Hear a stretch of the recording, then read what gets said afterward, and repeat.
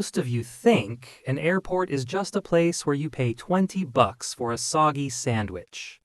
But some airports are basically billion-dollar monuments to people who failed basic math. Welcome to the secret world of ghost airports. Try to keep up. I know processing this is like trying to download a 4K movie on a toaster. First on our tour of planning disasters is Montreal-Mirabel International.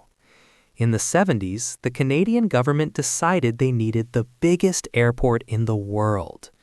They snatched up a piece of land bigger than the entire city of Montreal. They thought people would just flock to this glorious concrete wasteland, but it was located so far away it was practically in another time zone. Driving there was like trying to find the end of a rainbow, except the rainbow leads to a parking lot. The airlines hated the distance, the passengers hated the drive, and eventually the project just gave up. Now the terminal is demolished, and the runways are used for racing cars.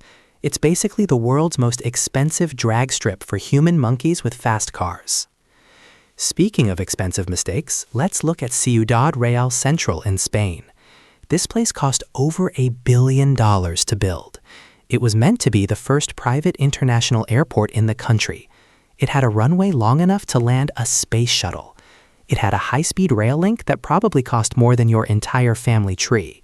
And for all that money, it handled about 3 flights a week. Eventually, the project realized that building a massive hub in the middle of nowhere was a bad idea. Who would have thought, right? The airport went bankrupt and sat empty for years.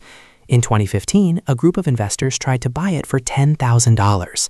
That's less than the price of a used hatchback with a broken heater. Imagine losing $1 billion on a project and seeing it valued at the price of a golf cart.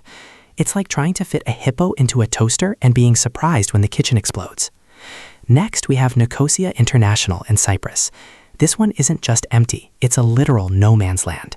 In 1974, a political conflict turned the airport into a front line. Now it sits in a United Nations buffer zone. The planes are still sitting on the tarmac, rotting in the sun like forgotten toys.